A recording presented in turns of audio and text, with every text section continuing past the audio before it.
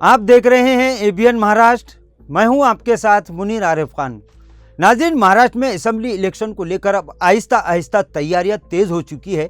महाविकास आघाड़ी में शामिल तीनों ही सियासी पार्टियां, इसी तरह बरसरे इख्तिदार सियासी पार्टियां यानी महायुति में अब सीटों की खवायद यानी सीटों की तकसीम को लेकर अब आखिरी बातचीत का सिलसिला भी शुरू हो चुका है। इस तरह के कयास लगाए जा रहे हैं कि महायुति और महाविकास आघाड़ी आइंदा 2-4 दिनों में अपने उम्मीदवारों की फहरिस्त जारी कर सकती है। वहीं सियासी इत्तेहाद को लेकर जहां तमामी सियासी पार्टियों की हलचल तेज है, वहीं तमामी छोटी सियासी पार्टियां जिसमें बच्चू कडू की प्रहार, राजू शेट्टी की किसान तंजीम, इसी तरह से दीगर छोटी सियासी पार्टियां सियासी इत्तेहाद के लिए अब कमर कस चुकी है। गुज़िश्ता दिनों प्रहार के बच्चू कडू ने यह ऐलान किया था कि महाराष्ट्र में असेंबली इलेक्शन से पहले तीसरी आघाड़ी यानी महाशक्ति तैयार हो जाएगी। इन्होंने इस बात का दावा भी किया कि इस वक्त महाराष्ट्र असेंबली इलेक्शन में तीसरी आघाड़ी सबसे अहम रोल अदा कर सकती है। वहीं एमआईएम से सियासी इत्तेहाद को लेकर अब तक कुछ भी इस तस्वीर साफ नहीं हो सकी है। नाज़रीन, आपको बताते चले कि एमआईएम के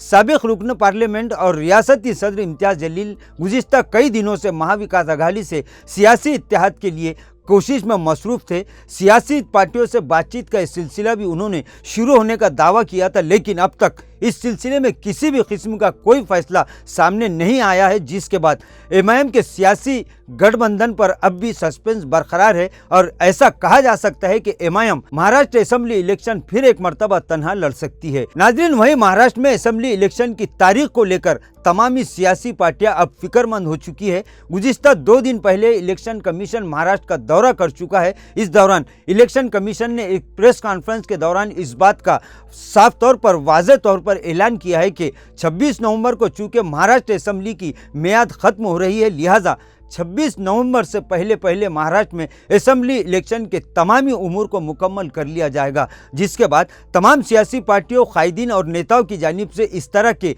कयास लगाए जा रहे हैं कि 10 या 13 नवंबर को महाराष्ट्र में विधानसभा, महाराष्ट्र में असेंबली इलेक्शन हो सकते हैं। नाजरीन, महाराष्ट्र की 288 असेंबली सीटों पर कामयाबी हासिल करने के लिए तमामी सियासी पार्टियों की हलचल शुरू हो चुकी है। नए कवायद लगाए जा रहे हैं। महाविकास आघाड़ी हो या महायुति, दोनों ही सियासी पार्टियां इस बात को यकीनी बनाने की हर तरह की कोशिश कर रही है कि वो किस तरह से महाराष्ट्र में दोबारा इख्तियार हासिल कर सकती है। अगर लोकसभा इलेक्शन के नतीजों की बात की जाए तो महायुति को लोकसभा में महाराष्ट्र के अवाम ने सीधे सीधे नाकार दिया है। यही वजह है कि महाराष्ट्र में महाविकास आघाड़ी 30 सीटें हासिल करने में कामयाब हुई थी। नाज़रीन, महाराष्ट्र में असेंबली इलेक्शन को लेकर अब घमासान मजीद तेज हो चुका है। तमामी सियासी पार्टियां सीटों की तकसीम को लेकर आखिरी दौर की बातचीत में मसरूफ हो चुकी है। महाविकास आघाड़ी हो या महायुति, दोनों ही युतियों में शामिल सियासी पार्टियां अपने अपने हिस्से की सीटें मांगने के लिए अब आखिरी दौर की बातचीत में मसरूफ़ है और आइंदा 2-3 दिनों में ये कयास लगाए जा रहे हैं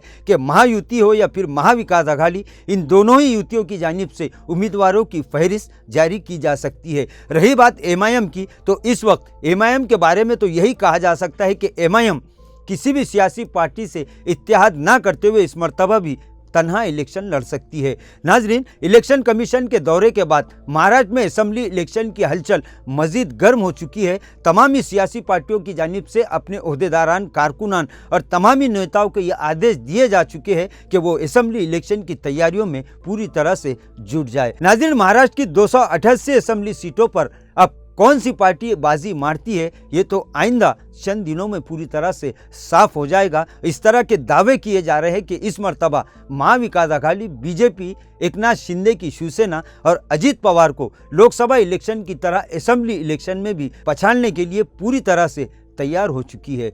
नाजरीन, आज के लिए बस इतना ही। फिर मुलाकात होगी कुछ नई वीडियो के साथ। तब तक के लिए हमें इजाज़त दीजिए। अल्लाह हाफिज़।